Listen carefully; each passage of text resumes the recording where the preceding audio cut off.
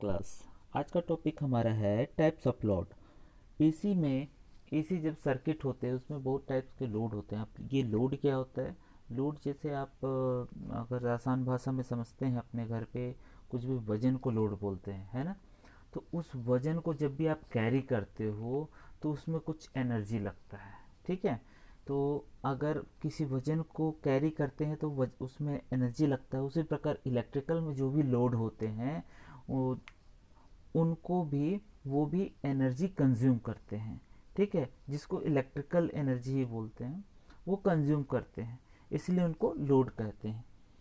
तो जो भी लोड होते हैं, तो इलेक्ट्रिकल में किस प्रकार के लोड होते हैं, जैसे आपके जितने भी प्रकार के इलेक्ट्रिकल अप्लायंसेस होते हैं, टीवी, फ्रिज, प्रेस, है ना, हीटर, ये सब लोड कहलाते हैं। लाइट, फैन, स्विच, लाइट और फैन, ये सब लोड है।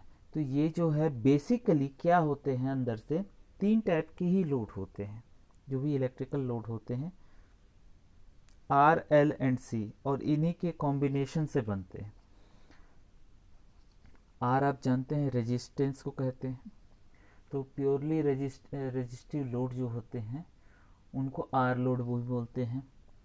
और उसका एक एग्जांपल आपको पहले बता चुका हूँ, ये वाला, ये जो ये है आर, ये इसका एक एग्जांपल है। इनकेंडेंसेंट लाइट, जो कि येलो रंग का बल्ब होता है, बल्ब, और उसको जलाते हैं तो हीट भी प्रोड्यूस होता है। बहुत ही कम एनर्जी एफिशिएंट होता है। बाकी हमारा एलईडी जो होता है वो ज़्यादा एफिशिएंट लाइट सोर्स होता है। तो ये जो है रेजिस्टिव लोड कहलाता है, ठीक है। दूसरा देखते हैं, दूसरा जो टाइप है प्योर इंडक्टिव लोड। देखो प्योर भी वर्ड समझना, प्योर इंडक्टिव लोड जो भी हमारा कॉइल होता है, कॉइल जो देखे होंगे आपने, कोई भी कॉइल है, उसके दो एंड होंगे, वो इंडक्टर कहलाता है, ठीक है, या इंडक्टिव लोड कहलाता है। उसका एल इंडक्टेंस होता है, ठीक है। अब उसी प्रकार एक, जब ये हम लोग एक आइडियल केस में समझ रहे हैं कि उसको में कोई भी रेजिस्टेंस नहीं है, कोई भी वायर आप लोगे, उसको ऐसे कुंडली बना दोगे, है ना, टर्न्स कर दोगे तो वो इंडक्टर बन जाएगा। बट कोई भी कंडक्टर हो, उसका कुछ ना कुछ रेजिस्टेंस होता है, ठीक है। तो इस कारण अगर आप उसके रेजिस्टेंस को भी कंसीडर कर रहे हो तो ऐसे लोड को बोलेंगे इंडक्टिव लोड या आरएल लोड, ठीक है। अगर कंडक्टर के रेजिस्टेंस को भी आप कंसीडर कर रहे हो, और या कि आप अलग से रेजिस्टेंस भी लगाते हैं, कई सर्किट होते हैं जहाँ पे अलग से रेजिस्टेंस भी लगाते हैं इंडक्टर के साथ, वो भी आरएल लोड कहलाएगा। और इंडक्टिव लोड, सिंपल सा इंडक्टिव लोड भी आरएल लोड कहलाएगा। आरएल लोड का सबसे बेस्ट एग्जांपल आपके घर के फैन होते हैं, ठीक है। और ज़्यादातर इलेक्ट्रिकल लोड जो होते हैं, क्योंकि ज़्यादातर हम जितने भी ऑटोमेटिक या मोटिव वाला जो भी वर्क कर रहे हैं, जैसे मोशन जिसमें हो, वो ज़्यादातर मोटर यूज़ करते हैं। जहाँ से आटा चक्की हुआ, पानी पंप हुआ, बहुत सारे इलेक्ट्रिकल अप्लायंसेस, एक मोटर चलता है और बाकी हम इधर उधर से मैकेनिकल एडवांटेज लेके बहुत तरीके से अपना मशीन चला लेते हैं। तो ज़्यादातर जितने भी हमारे इलेक्ट्रिकल अप्लायंसेस और लोड होते हैं वो ज़्यादा से ज़्यादा इंडक्टिव, इनफैक्ट सभी इंडक्टिव ही होते हैं। कैपेसिटिव चुनिंदा कुछ कुछ ही होते हैं, ठीक है। और कैपेसिटिव होने के लिए आपको अलग से कैपेसिटर भी लगाते हैं, जैसे कि आप फैन में लगाते हैं कैपेसिटर।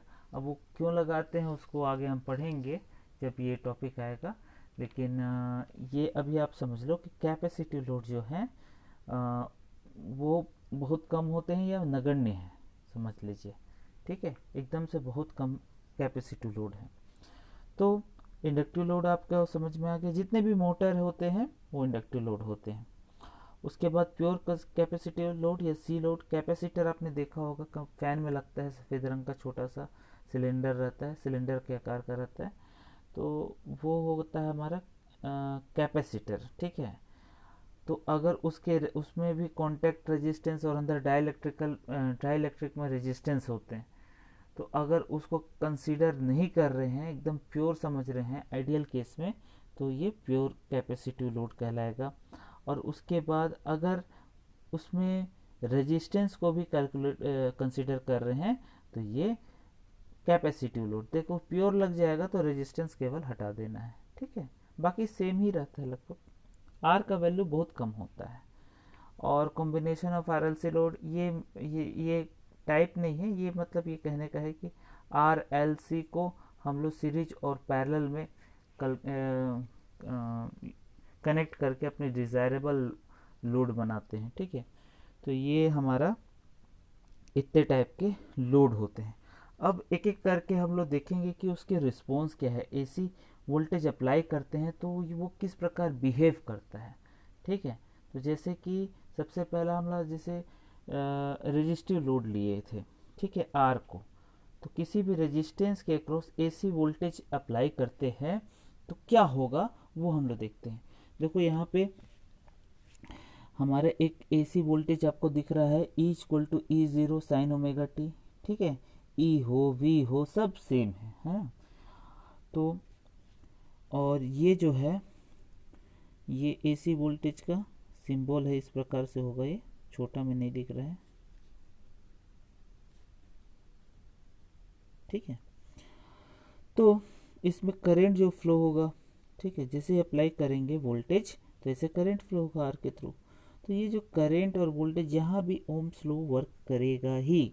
ओम्स लॉ किसी भी लीनियर बाइलेटरल नेटवर्क में वर्क करता है।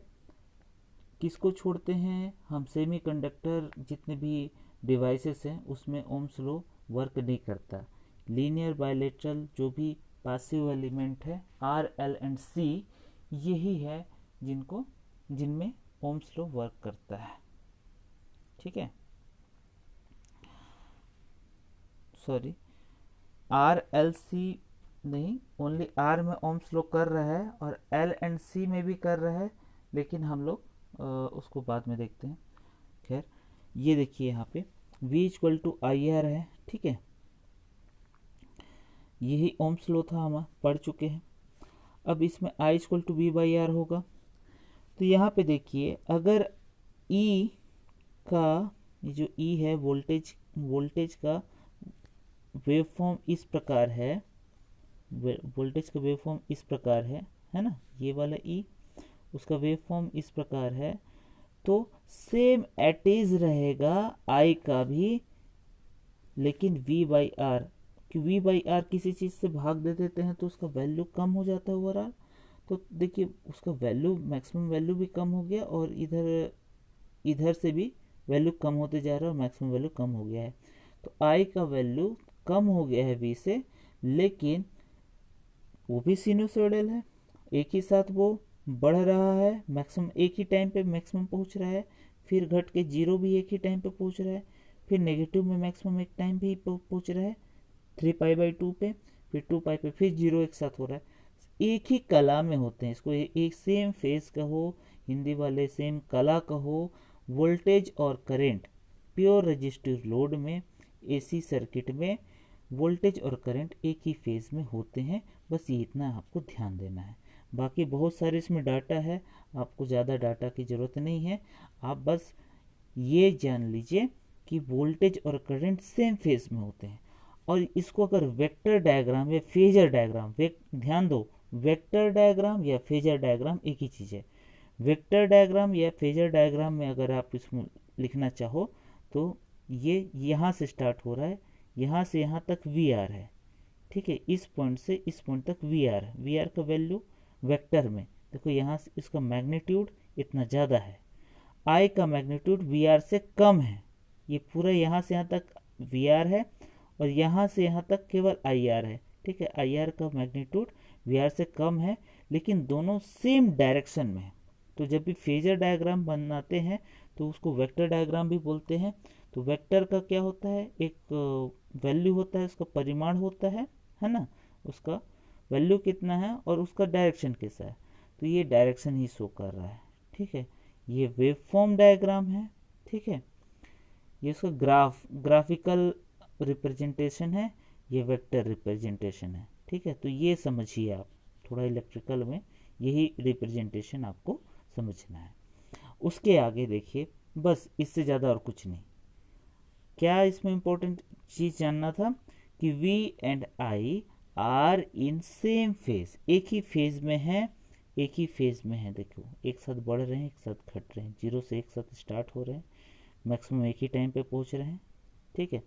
सेम फेज में होने का मतलब ये है, फेज डिफरेंस का मतलब ये है कि अगर एक ही साथ मैक्सिमम या जीरो अटेंड नहीं कर रहे हैं तो उसमें फेज डिफरेंस होता है, ठीक है। दो सिनुसोइडल वोल्टेज हैं, अगर वो एक साथ अपना मैक्सिमम अटेंड नहीं कर रहे हैं, वो जब मैक्सिमम अटेंड कर रहे हैं उसमें कुछ डिफरेंस है उसके टाइम में, मैक्सिमम अटेंड करने के टाइम में अगर डिफरेंस है तो वो जो है दोनों के बीच फेज डिफरेंस होगा।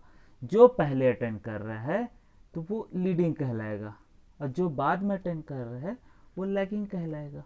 समझ में? जो फेजर जैसे कि यहाँ पे दोनों साथ में कर रहे हैं, ठीक है, जीरो से स्टार्ट हो रहे हैं, दोनों अपना मैक्सिमम यहाँ पे अटेंड कर रहे हैं, दिस पॉइंट है ना, और ये टाइम है π/2, ओमेगा टी इक्वल टू π/2 पे दोनों एक साथ मैक्सिमम अपना अटेंड कर रहे हैं। आगे भी इधर भी सेम एक साथ ही करेंगे, ठीक है। शुरुआत वाला ही एक ही साइकिल देखते हैं, उसमें समझ में आ जाता है हमको। तो एक ही टाइम पे मैक्सिमम हो रहा है, तो ये दोनों के बीच फेज डिफरेंस जीरो हुआ, मतलब वो सेम फेज में है।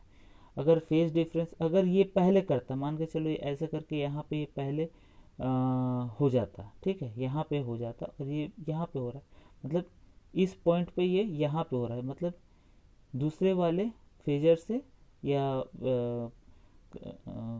वेवफॉर्म से पहले हो रहा है। ये अगर ये वॉयलेट वाला यहाँ पे हो जा रहा है, इस पॉइंट पे हो जा रहा है, ऐसे करके इसका वेवफॉर्म इस प्रकार है, एक बार मैं बना देता हूँ।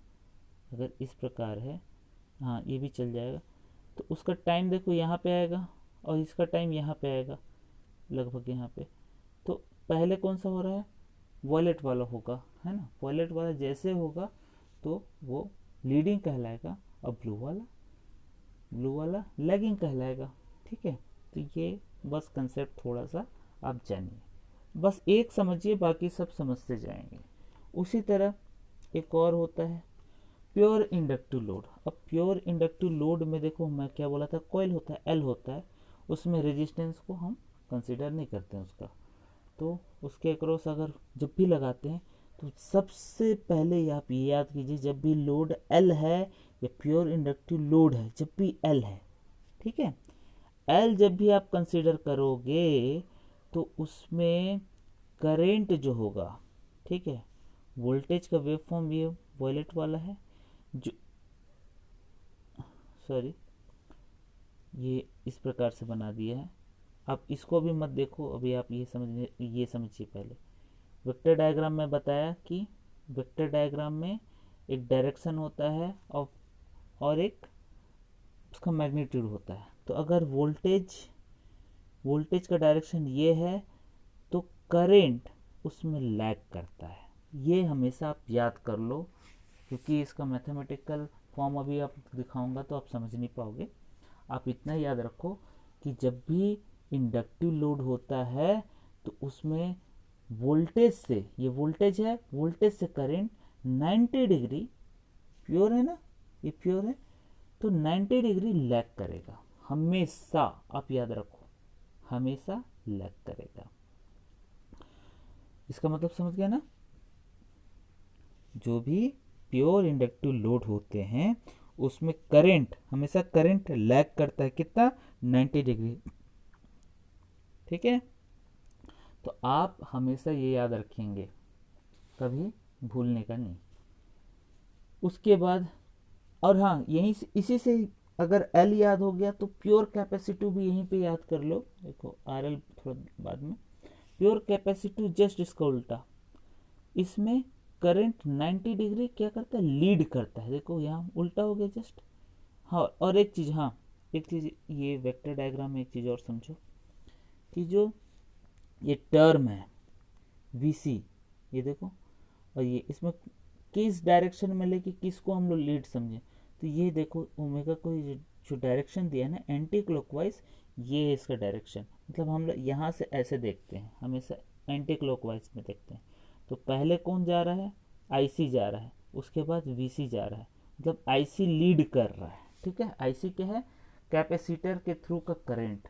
ठीक है, करंट थ्रू कैपेसिटर, जो कैपेसिटर से बहने वाली धारा है उसको आईसी बोल रहे हैं। तो आईसी जो है पहले घूम रहा है। अगर कोई एक पॉइंट ले लो, है ना, ये पॉइंट जब क्रॉस करेगा और ये दोनों जो वेक्टर है घूम रहे हैं, ठीक है, इस घूम रहे हैं, इसके इस पॉइंट से घूम रहे हैं, ऐसे ऐसे घूम रहे हैं एंटी क्लॉकवाइज। तो इस पॉइंट को जब क्रॉस करेंगे तो आईसी पहले क्रॉस करेगा, फिर वीसी आएगा। और कितना पहले आएगा, 90 के बाद वीसी आएगा। तो आईसी जो है, ये आईसी जो करंट है वीसी से 90 डिग्री लीड कर रहा है। ठीक है, तो करंट लीड या लैग करता है। लीड किस केस में करता है, कैपेसिटर में। तो इसको और अच्छे से अगर स्मॉल में आपको याद करना है तो ये याद कर लो कि कैपेसिटर का कैपेसिटी होता है करंट को लीड कराने का। ठीक है, लीड कराने का और धकेलने का, आपको याद करने के लिए बता रहा हूँ, ऐसा कुछ है नहीं।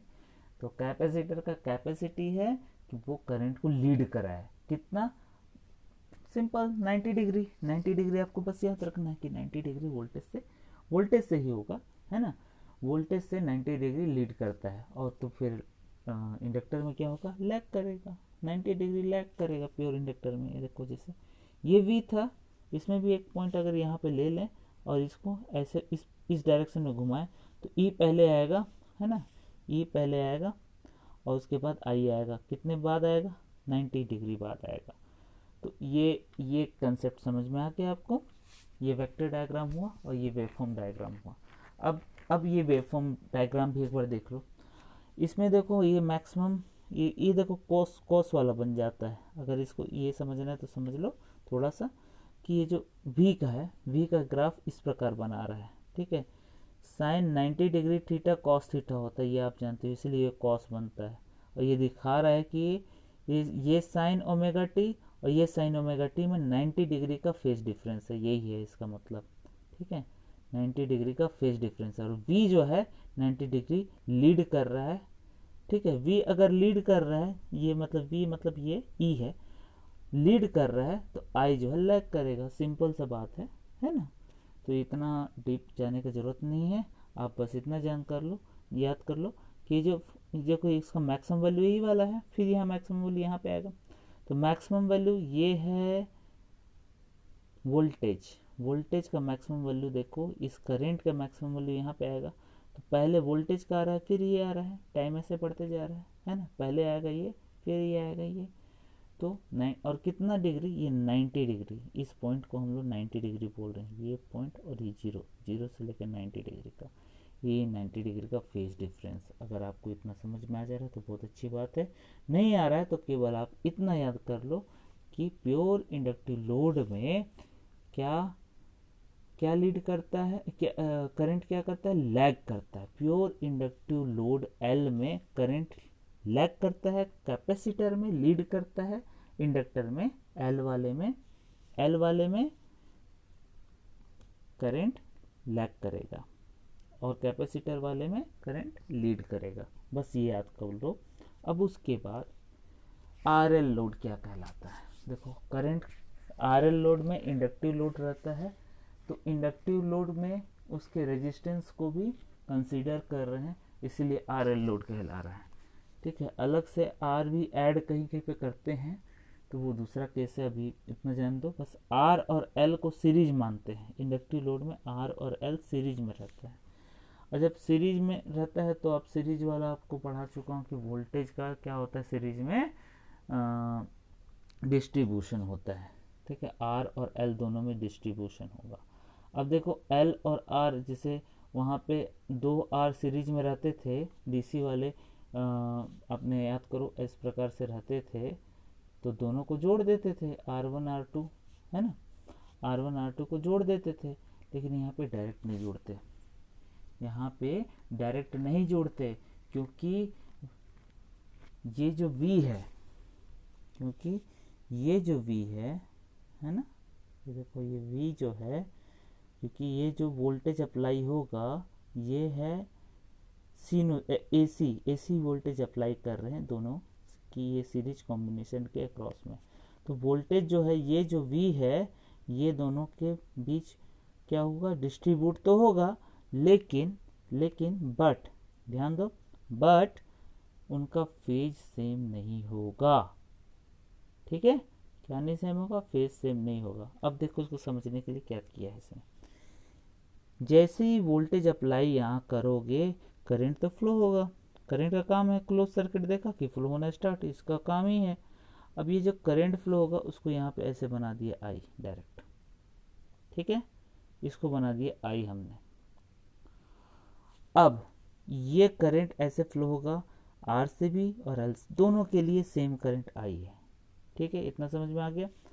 अब ये जो इसके अक्रॉस वोल्टेज आएगा, तो मैं बताया था जब भी करंट फ्लो होता है किसी रेजिस्टेंस के थ्रू तो उसके अक्रॉस वोल्टेज आता है। अब ये वोल्टेज जो वी आर आएगा वो इन फेज ऑफ आई होगा, क्योंकि आप पहले ये केस में देख चुके हैं रेजिस्टिव लोड में करंट और इसके अक्रॉस का जो भी वोल्टेज, इसके अक्रॉस का जो भी वोल्टेज है सेम फेज में है, सेम फेज में है।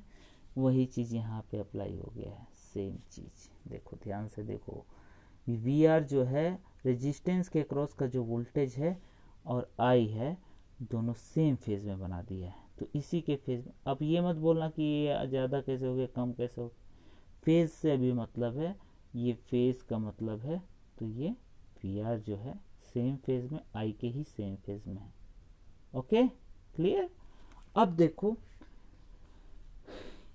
जो L है इंडक्टर है, इंडक्टर के अक्रॉस का वोल्टेज जो होगा वो क्या करेगा, इंडक्टर के अक्रॉस का जो वोल्टेज है, जो ये इंडक्टर है इसके अक्रॉस का वोल्टेज करंट से 90 डिग्री लीड करेगा, है ना, या इसमें इसका जो करंट है इस वोल्टेज से 90 डिग्री लैग करेगा। वोल्टेज लीड करेगा, करंट लैग करेगा, सेम चीज है, सेम चीज है। अब आगे देखो यहाँ पे इसका जो इंडक्टर का जो वोल्टेज है, इंडक्टर के अक्रॉस का जो वोल्टेज है वो 90 डिग्री लीड करेगा करंट के से। आप याद कर लो, ठीक है, करंट लैग करता है, या तो आप केवल करंट से याद कर लो। इंडक्टर का जो करंट है वोल्टेज से, उसके अक्रॉस वोल्टेज से 90 डिग्री लैग करता है। तो वोल्टेज को ऐसे यहाँ से 90 डिग्री पहले बनाओगे तब न जी लैग करेगा करंट, है ना। तो इसका अगर वोल्टेज VL यहाँ ले रहे हैं आप, 90 डिग्री आगे लीड कर रहा है, तो VL से करंट लैग कर रहा है। ठीक है, ज़्यादा परेशान होने की ज़रूरत नहीं है, बस आपको मेन चीज़ जो भी बताना था मैं बता चुका हूँ। RLC में करंट और वोल्टेज का क्या रिलेशन होता है, फेजर रिलेशन मेन बेसिकली आपको आना चाहिए क्या होता है। ठीक है, क्या होता है, आर के केस में, रेजिस्टेंस के केस में दोनों सेम फेज में, वोल्टेज और करंट सेम फेज में। इंडक्टर के केस में, प्योर इंडक्टर के केस में करंट लैग करता है, किससे लैग करता है, वोल्टेज से। और प्योर कैपेसिटर में करंट वोल्टेज से लीड करता है, और ये लीड और लैग कितना करता है, 90 डिग्री। हो गया, हो गया। अब आगे यहाँ पे देखो, ये VL और ये VR। अब तुम लोग अगर वो मैकेनिक्स पढ़े होगे तो दो फेजर को अगर आप जोड़ते हो तो रिजल्टेंट फेजर आता है। अब यहाँ पे V जो है हमारा जो करंट अप्लाई था AC करंट, उसी का ये दोनों का सम है, उसी को वही वही है ना, दोनों डिस्ट्रीब्यूट, दोनों पार्ट में डिस्ट्रीब्यूट हो गया है। तो V equal to VR plus VL है। तो ये दोनों को अब हम जोड़ेंगे, कौन सा जोड़े होगा, वेक्टर सम। वेक्टर सम जब भी होता है इस प्रकार से, अगर ये दो है ब्लू लाइंस, अगर ये दो है, दोनों को वेक्टर सम करना है तो क्या करना है, दोनों के पैरेलल में दोनों वेक्टर के पैरेलल में आप लाइन ड्रॉ करोगे, और जो ये विकर्ण वाला जो लाइन है ये ड्रॉ कर दोगे, तो आपका पैरेललोग्राम बनाने के बाद अब यहाँ पे तो 90 डिग्री है तो आयत बन जा रहा है। अगर दोनों में कुछ एंगल होता तो इस प्रकार से ऐसे कुछ बनता। ठीक है, इतना जानते हो, इसके बराबर ये, इतना के बराबर इतना। अब ये दोनों को जब ऐड करते हैं तो जो विकर्ण आता है हाइपोटेन्यूज, यही है v। ये जो v अप्लाई करें ये v equal to V R plus V L. ठीक है, अब यहाँ पे ध्यान दो, जो v आ रहा है ये i है। अब देखो v, जो v से i कितना कुछ डिग्री लैग कर रहा है ना, इस डायरेक्शन में देखते हैं। तो पहले जो है वहाँ पे ऊपर में, तो जो आगे आ रहा है उसको लीड करने वाला चीज़ बताते हैं, और इसके इस डायरेक्शन में जो भी देखते हैं वो लैग कर रहा है। तो v से i लैग कर रहा है, i से v इस डायरेक्शन में लीड कर रहा है। ठीक है, समझ में आ गया। तो कितना लैग कर रहा है, इसको इसी को बोलते हैं 5 डिग्री लैग कर रहा है। RL लोड में करंट लैग ही करेगा, तो पूरा RL लोड में कितना लैग करेगा, 90 डिग्री लैग करेगा। 90 डिग्री लैग ना करके कुछ 90 से कम करेगा। ठीक है, तो जब भी आप ये ध्यान दो, कभी भी आपका आएगा तो आप जो है इस प्रकार से कई जगह आपका बनेगा। ये v रहेगा, ये i रहेगा और ये फाई रहेगा। ज़रूरी नहीं कि ऐसे ही रहे, ऐसे ही रहे, इस प्रकार से भी लिख सकते हैं। v का डायरेक्शन अगर ऐसा है तो i का डायरेक्शन इस प्रकार फाई से बनता है। ठीक है, ये RL लोड के लिए। अब देखिए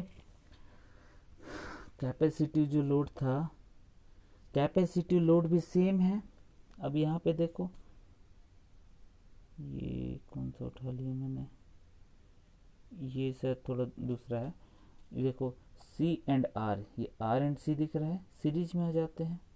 अब इसमें भी, इसमें करंट लीड तो करेगा VC से, जो मेन करंट है वो लीड तो करेगा V से, लेकिन ये इस V से करंट लीड करेगा, लेकिन वो 90 डिग्री पूरा नहीं रहेगा, इस प्रकार से कुछ रहेगा। अगर ये V है, अगर ये V है तो ये I रहेगा। ठीक है, ये कुछ 5 डिग्री के साथ लीड करेगा। ठीक है, अब ये भी बताया मैंने, V से I इस डायरेक्शन में लीड कर रहा है, और I से V इस डायरेक्शन में, उल्टा क्लॉकवाइज डायरेक्शन में लैग कर रहा है। तो ये लीड और लैग कभी आपको, अभी भी अगर आपको कन्फ्यूज़न होगा तो कमेंट बॉक्स में बता दीजिएगा। ठीक है, लीड और लैग का कंसेप्ट। और ज़्यादातर केसेस में और पावर सिस्टम वगैरह में केवल एक को रेफरेंस फेज जो रहता है, इसको हॉरिजॉन्टल हम लोग हमेशा लेते हैं। तो ये रेफरेंस फेज का मतलब अगर आपको नहीं समझ में आ रहा है तो जाने दीजिए, इतना बस याद रखिए कि लीड तो कर रहा है लेकिन एक्यूरेट 90 डिग्री नहीं लीड कर रहा है। जो करंट जो है V से लीड तो कर रहा है, एक्यूरेट नहीं कर रहा है। किसकी वजह से, R के वजह से। अगर R नहीं होता तो ये प्योर कैपेसिटर होता, और प्योर कैपेसिटर में I जो है प्योरली 90 डिग्री से लीड करता। भी रेजिस्टेंस आ गया है तो रेजिस्टेंस के कारण ये थोड़ा V की ओर झुक गया है। ठीक है, तो ये फाई है। तो ये हो गया हमारा कैपेसिटिव RC लोड। अब सीरीज RLC लोड का पूरा मैथमेटिकल पूरा एक्सप्रेशन वो सब आपको देखने का जरूरत नहीं पूछता है, लेकिन इतना समझ लीजिए, है ना, इसके नहीं आसान वाली बात नहीं है। RL एंड C जो है, RL ये सीरीज के लिए ज़्यादातर पूछता है। इस प्रकार से आप बना दीजिए, एक वोल्टेज सोर्स लगा दीजिए और एक करंट फ्लो करा दीजिए। करंट को बोल दीजिए Im sin ओमेगा t रहेगा, क्योंकि वो भी सिनोसोडल ही रहेगा, करंट भी सिनोसोडल ही रहेगा। ठीक है, भले वो लीड या लैग कर सकता है लेकिन होगा क्या, सिनोसोइडल। अब यहाँ पे देखिए, यहाँ पे अपने करंट को रेफरेंस ले लिया है। ठीक है, यहाँ पे करंट को रेफरेंस ले लिया है। करंट को रेफरेंस लेके Vs निकालते हैं। Vs कैसे निकलेगा, अब ये करंट है जिसे R और L वाला देखे थे, उसी प्रकार अब यहाँ पे देखो R L C तीनों में वोल्ट, ये Vs का डिस्ट्रीब्यूशन होगा। R के अक्रॉस VR आ रहा है, L के अक्रॉस VL आ रहा है, C के अक्रॉस VC आ रहा है। ठीक है, इतना समझ में आ गया? आ गया। तब वी आर जो है इस आई के जो करंट तीनों में एक साथ फ्लो हो रहा है, इस आई से वी आर जो है सेम फेज में है, तो यहाँ सेम फेज बना दिया है। वी एल जो है, देखो वी एल में जो वी एल है वोल्टेज है करंट से, एल के केस में वोल्टेज क्या होता है, करंट से लीड करता है। तो देखो इधर ये मेन करंट है, मेन करंट से वी एल 90 डिग्री इधर लीड करा दिया है ना। और कैपेसिटर के केस में करंट लीड करता है और वोल्टेज लैग करता है, तो जो वोल्टेज है मेन करंट से लैग कर रहा है, देखो इस डायरेक्शन में जहां बना दिए तो लैग कर रहा है, क्योंकि VC से I लीड होगा और I से VC लैग होगा। ठीक है, लीड लैग समझ में आ रहा है थोड़ा थोड़ा? तो ये 90 डिग्री, प्योरली 90 डिग्री बनेगा। ठीक है, अब देखो, अब ये तीनों का जो सम है, ये तीनों वोल्टेज का जो सम है वो VS के बराबर होगा। अब हम लोग फेजर सम करेंगे। फेजर सम में देखो VL और VC का डायरेक्शन एकदम अपोजिट है, तो ये दोनों का जो रिजल्टेंट आएगा VL माइनस VC, VC इतना कुछ आ रहा है, इतना के बराबर है ना, इस पॉइंट से इस पॉइंट यहाँ तक बराबर दिख रहा है आपको, ये बीचों बीच का पॉइंट है। तो इतना, ये पूरे में से VL पूरा यहाँ इस पॉइंट से यहाँ तक है टोटल, इस टोटल में से VC इतना माइनस करो तो कितना बचेगा, वही कहलाएगा हमारा VL माइनस VC, है ना। अब इस VL माइनस VC से अगर इसको समझना है तो इस प्रकार से भी रहता है, जब भी दो फेजर को जोड़ते हैं या घटाते हैं, ये पूरा VL है अगर, अरे सॉरी,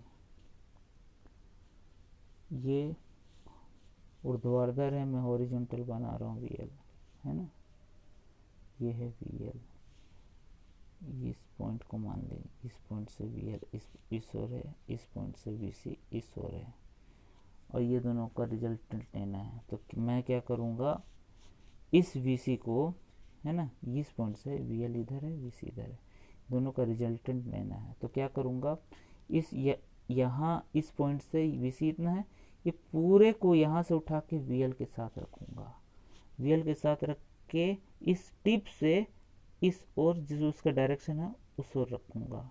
ठीक है, तो ये कहलाएगा VC। ठीक है, अब ये दोनों जब ऐड होंगे तो बचा वाला जो भी हिस्सा है वो कहलाएगा VL माइनस VC। ठीक है, इतना बचेगा, पूरे VL में से इतना VC माइनस किए, तो उसी प्रकार से जो बच रहा है वो कहलाएगा VL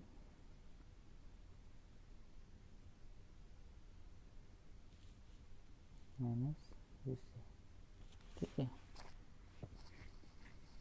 sorry, VL plus VC कहलाएगा, VL प्लस VC कहलाएगा, और VL प्लस VC कहलाना चाहिए एक्चुअल में। ठीक है, तो ये ज़्यादा आप ये समझ लीजिए बस कि ये एक और रस्सी इधर खींच रहा है, ये इस पॉइंट से रस्सी इधर कोई खींच रहा है, तो ये दोनों का कुछ रिजल्टेंट होगा, कितना होगा, इधर जो भी खींच रहा है इस पूरे में से माइनस कर दो, जो बच रहा है वो VL माइनस VC कहलाएगा। ठीक है, अब ये VL माइनस VC जो है इस R के साथ, अभी ये दोनों का VL और VC का अपने रिजल्टेंट निकाल लिए, अब उसको हम लोग R के साथ, इस VR के साथ रिजल्टेंट लेंगे। अब ये VL माइनस VC और ये VR, ये दोनों का रिजल्टेंट जो है, जो भी आएगा, अब जो भी आएगा ये कहलाएगा। ठीक है, ये VC ये प्लस ही रहेगा, सॉरी, VL प्लस VC कहलाएगा। ठीक है, वो प्लस कर लेना अगर आप लिख रहे हो तो ये, अब ये तीनों VL प्लस VC, ठीक है, VR plus VL plus VC, ये तीनों अगर जोड़ देंगे तो VS आ जाएगा। अब ये VS समझ में आ गया आपको। अब देखिए, ये उसका मैथमेटिकली अगर आप लिखोगे तो इस प्रकार आएगा, है ना। मैथमेटिक्स से अगर आप लिखोगे तो माइनस बी सी आ जाएगा, जबकि अगर फेजर सम कर रहे हैं तो माइनस वाला टर्म नहीं आएगा। हम लोग फेजर सम कर रहे हैं, प्लस ही करना पड़ेगा, माइनस नहीं करना पड़ेगा।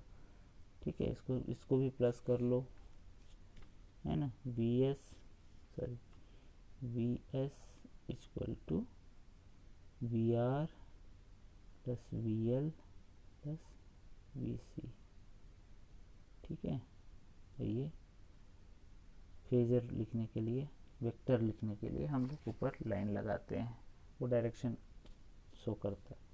ये तीनों को हम लोग सम करते हैं तो आता है। तो इतना अगर नहीं भी समझ में आ रहा है आपको तो कोई बात नहीं, ये आपको समझने वाली चीज़ भी नहीं है। ठीक है, अगर आ रहा है तो बहुत अच्छी बात है, नहीं आ रहा है तो भी कोई बात नहीं, जब इसका यूज़ पड़ेगा तो आपको अच्छे से और एक्सप्लेन कर दिया जाएगा। ठीक है, अब आगे देखते हैं। मतलब ये समझ में आना चाहिए आपको कि वोल्टेज इस प्रकार डिवाइड होता है। अब तो आगे देखिए, AC source and RLC circuit, उसमें कुछ कुछ टर्म्स आते हैं, ये कभी कभी एग्ज़ाम में पूछता है और ज़्यादातर केस में सीरीज के लिए ही पूछता है, इसलिए सीरीज में ही बता रहा हूँ आपको। ठीक है, मैक्सिमम जो करंट फ्लो होगा वो मैक्सिमम ई, देखो यहाँ पे ई के फॉर्म में दे दिया है, क्या होगा, E equal to E M sine omega t plus phi. ये टर्म्स आप बाद में समझोगे, फाई है ना। वो फेज दोनों के, करंट और वोल्टेज के बीच का फेज है, इसीलिए आपको समझना है। शायद वो करंट में आ जाए तो ज़्यादा अच्छा है, मैं मिटा देता हूँ इस फेज को, ये इस प्रकार से मिटा देता हूँ। तो ये है साइन ओमेगा टी। अब देखो, जो करंट होगा वो रहेगा I equal to I M sine, नहीं पूरेगा, उसमें ओमेगा टी के साथ फाई रहेगा।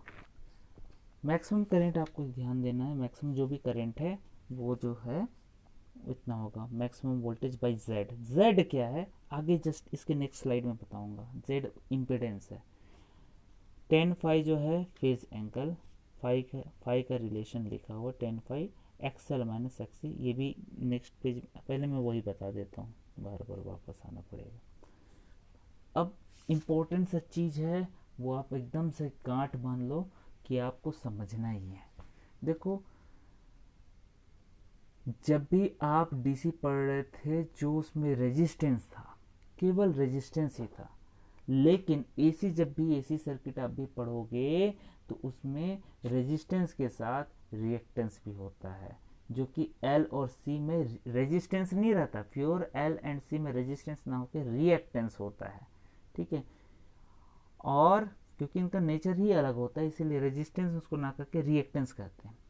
और जब आर एल और सी, एल या सी या एल और सी दोनों मिला दो या अलग कर दो, रेजिस्टेंस और रिएक्टेंस दोनों को साथ में कंसीडर करते हैं, तो दोनों का सम अप कर दोगे तो उसको इम्पिडेंस बोलते हैं। इम्पिडेंस है ना, जेड।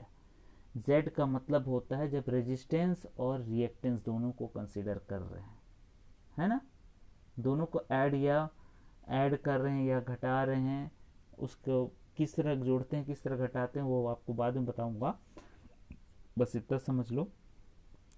इम्पिडेंस का मतलब एसी में कभी भी लोड का इम्पिडेंस ही होता है, वो इम्पिडेंस आर भी हो सकता है, रेजिस्टेंस, प्योरली रेजिस्टेंस भी आर ही हो सकता है।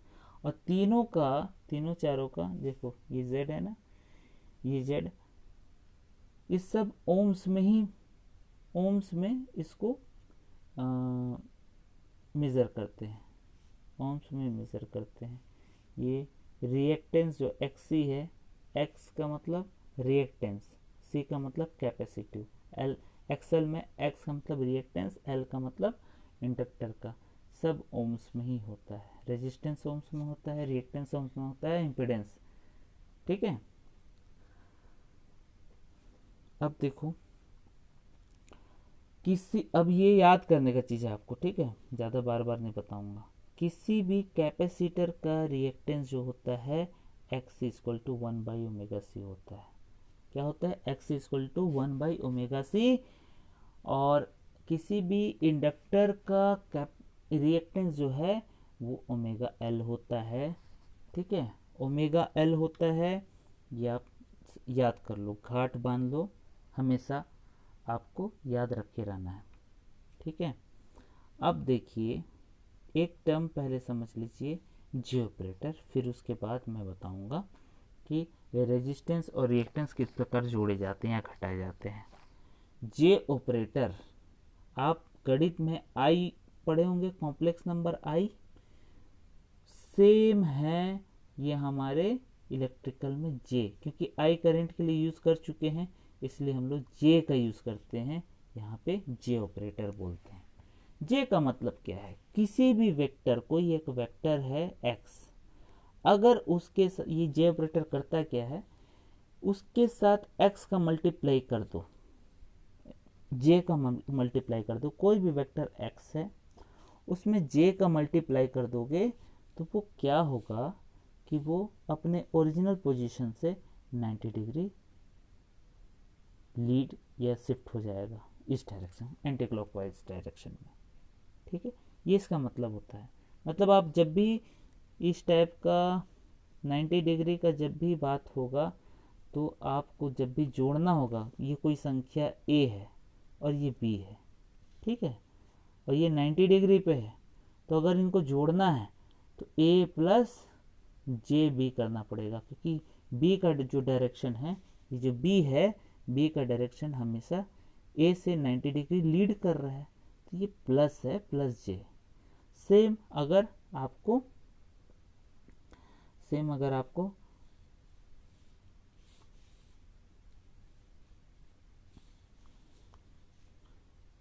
सी है, इसका डायरेक्शन ई नीचे की ओर है, ए से नीचे की ओर, तब ऐसे केस में ए और सी को अगर जोड़ना है आपको, वेक्टर ए और सी को अगर आपको जोड़ना है तो ए माइनस जे सी होगा। ठीक है, क्योंकि 90 डिग्री लैग कर रहा है तो वो माइनस में जाता है। ठीक है, इतना समझ में आ गया। जे का मतलब ऊपर की ओर, माइनस जे का मतलब नीचे की ओर, इस ओर में आपको लैग करा रहा है, और वो प्लस जे 90 डिग्री लीड करा रहा है और माइनस जे 90 डिग्री लैग करा रहा है। बस यही इसका मतलब है, जब इस प्रकार से आपको वेक्टर को सम करना पड़ता है तब। इतना समझ में आ गया ना? अब यहाँ पे देखिए, हाँ, इसके पहले वाले में यहाँ पे देखिए, ये टर्म्स आप याद कर लो या कुछ भी कर लो, ज़्यादा समझने वाली बात नहीं है।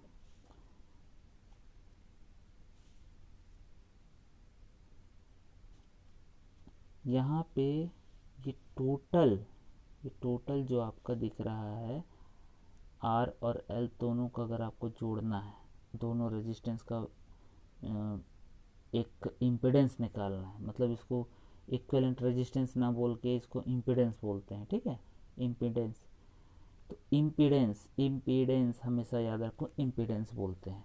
तो इम्पीडेंस मतलब जेड अगर आपको निकालना है, ये वाला जेड, तो आर तो सेम ही रहेगा, एक्सेल जो है, एक्सेल के साथ प्लस जे लग जाता है, बस आप ये याद रख लो। एक्सेल जो है रिएक्टेंस है किसका? इंडक्टर का रिएक्टेंस एक्सेल।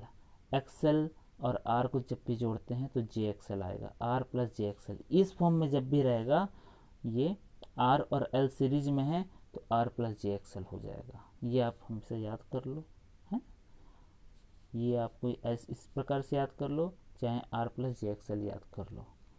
और एक लास्ट बच गया, जब आर और सी रहता है तो केवल यहाँ माइनस आ जाता है, और एक्सी का जो वैल्यू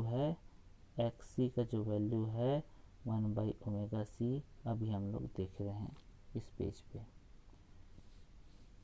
ये एक्सएल है ओमेगा एल और एक्सी 1/ωc। एक और है यहाँ पे x equal to 1/ωc, XL equal to omega L. ठीक है, अब जब भी r के साथ जोड़ते हैं तो xc जो होता है, xc क्या है, माइनस ऑफ जे एक्सी हो जाएगा और inductance plus of J XL हो जाएगा जब भी रेजिस्टेंस आर के साथ प्लस या आर के साथ जोड़ते हैं सीरीज में तब। ठीक है, ये कंप्लीट हो गया एनालिसिस। अब इसके बाद हम लोग ये बस देख लो, ये इसको भी छोड़ दो, इसको भी ज़्यादा जानने की ज़रूरत नहीं है। अभी क्या पावर पढ़ाने वाला हूँ तो पावर में ये इसका यूज़ पड़ेगा जे ऑपरेटर का, तो इसमें थोड़ा बहुत तो कन्फ्यूज़न आपको आएगा ही, आया भी होगा। इसको आप कमेंट सेक्शन में जो भी कन्फ्यूज़न आपको आ रहा है वो आप पूछ सकते हो और उसको मैं क्लियर नेक्स्ट वीडियो में भी कर दूंगा और कमेंट सेक्शन में भी जो हो पाएगा कर दूंगा। तो आप प्लीज़ कमेंट कीजिए। ठीक है, थैंक यू।